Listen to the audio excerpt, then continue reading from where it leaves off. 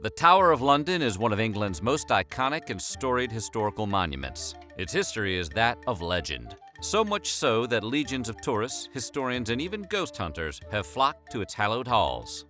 Today, we're going to take a deep dive into the true story behind the Tower of London's haunted history. But before we do that, make sure to subscribe to the Weird History channel and let us know in the comments below which historical ghost stories you would like to hear about. Okay, let's go see a tower about a ghost story. Today, the Tower of London is a tourist attraction, a must-see destination for both English history buffs and the casual traveler. It's a world-famous compound that is as recognized today for its horrible past as it is for possibly other-world happenings. Why is the tower haunted, you ask? Well, the answer is pretty simple. The Tower of London is basically like if you crossed the Saw movies with some English period piece, but then stripped out the romance and just added more mayhem. For some context, the initial fortress and tower was built by William the Conqueror in roughly 1066. The walls, courtyards, and other structures were built in the years immediately following. The initial purpose of the tower was to keep local townsfolk in line and scare off potential foreign assailants. Think of it like a big stern warning to anyone who would do harm to the ruling class. The tower held a legendary place in English folklore. People love to spin stories about the tower's occupants, its time as a prison, and even its time functioning as a fully operational zoo. There's rumors of ghostly sightings of princes, walking cadavers, and even bears that have returned from the grave. Thomas Becket was a close personal friend of Henry II. He was christened as Archbishop in 1161. However, the two men had a massive falling out when Becket sided with the church over the king on the topic of who would have jurisdiction over the members of the clergy. To put it bluntly, old Thomas chose poorly. Obviously, Henry was not too pleased and attempted to punish Becket, who fled to France. After living there for a few years, 4 knights tracked him down and murdered him. Years after, when Henry's grandson Henry III erected an inner wall for the compound of the tower, Becket's ghost was spotted by workers destroying the wall with a massive cross. This happened repeatedly. They would rebuild the wall, and Becket's ghost would appear and destroy it. This happened for weeks. Finally, it was decided that a chapel would be built in Becket's honor, in the hopes that this would stop his spirit from returning. After construction was completed on the holy building, his spirit never returned again. Jumping forward in time, in 1483, King Edward IV died unexpectedly, leaving behind his sons Richard and Edward V to inherit the crown. Only issue being, they were 9 and 12, respectively. Because of this, Edward IV's brother Richard III ascended to the throne until one of the boys was old enough to assume the throne. But instead of looking out for the boys and protecting them until they were of age, Richard III sent both the younger Richard and Edward V to the Tower of London, imprisoning them. He used the tower to keep them out of sight and out of mind. His political opponents did not like this, but were powerless to stop it. Richard III was able to indefinitely delay Edward V's coronation and keep a stranglehold on power. Eventually, he convinced everyone that both of the princes were illegitimate heirs, and he was able to keep power all for himself. Then one day, the boys just disappeared. Their customary jailers were not informed as to their whereabouts. No bodies were ever discovered. The members of Richard III's court were too terrified for their own safety to push back, and so his reign continued. It took decades for the boys' bodies to be discovered, but eventually 2 small skeletons were unearthed in a secret stairwell compartment during a renovation. Many people claim to have seen the 2 boys as ghosts, wandering the halls in white nightgowns. It's said that they always appear to be lost, searching for something. Can you imagine an eternity of wandering around in your pajamas stuck with your little brother? Sounds worse than death. Anne Boleyn, the second wife of King Henry VIII, is the most famous ghost that haunts the Tower of London. Despite her iconic and infamous status, the general public is oftentimes ignorant of how she ascended to the throne. Anne Boleyn came to Henry's court as part of Queen Catherine's consort, but the king soon fell in love with her, lusting after her with a fiery passion. She refused his advances, saying that she would not become his mistress. So Henry had his marriage to Catherine annulled, citing the Queen's inability to bear him a son as the reason. Before anyone knew what was happening, he had wed Anne Boleyn. Unfortunately, her time by the king's side was not to last particularly long. He turned on Boleyn for betraying him and committing treasonous acts. He then had her arrested on made-up charges of incest and adultery. She was imprisoned in the Tower and taken out by the axeman's blade. This happened at the chapel of St. Peter ad Vincula, where her body was buried. But she has been seen haunting every area of the Tower of London. She is frequently seen walking on the greens late at night, holding her head by her side.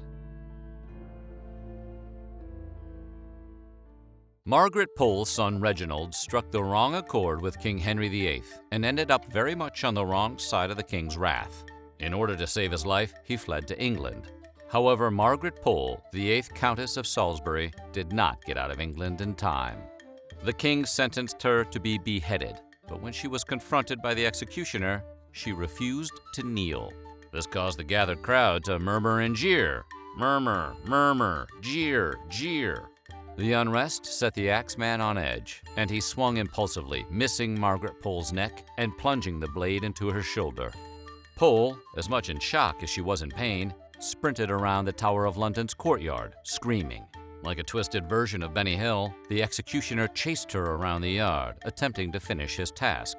She eventually was put out of her misery, but the images that were spawned that day continued to live in the English consciousness. Many people have claimed to have witnessed her ghost reenacting her horrible demise, screaming out for help, calling to us all from the great beyond. This next example of paranormal visitation could easily be viewed as a Scooby-Doo villain, but it's completely real. The tower houses many objects and exhibits, displaying them for a contemporary audience to appreciate. One of these items is the armor once worn by King Henry VIII. It's of interest for multiple reasons: its connection to the royal line, its historical significance, and the fact that the armor is thought to be haunted. Both tower employees and visitors have levied a multitude of claims against the suit. People have suggested that the temperature around the armor is dramatically colder. Even on hot summer nights, the surrounding area of the armor is cold and seems to send a chill down everyone's spine. Multiple guards that have been in charge of looking after the suit have said that late at night they've been attacked by psychic forces.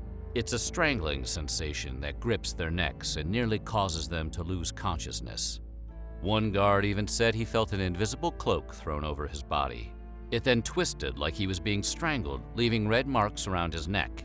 Responding to various claims about the armor, the tower management moved it to different areas of the compound, hoping that the unexplained phenomena would subside. But it didn't. The stories of King Henry VIII's haunted suit of armor continue to this day. The 1550s saw a battle rage over the soul of England. Warring factions were attempting to pull the country towards being either Protestant or Catholic. King Edward VI was devoutly Protestant, so as he neared his deathbed, he named Jane Grey as his successor.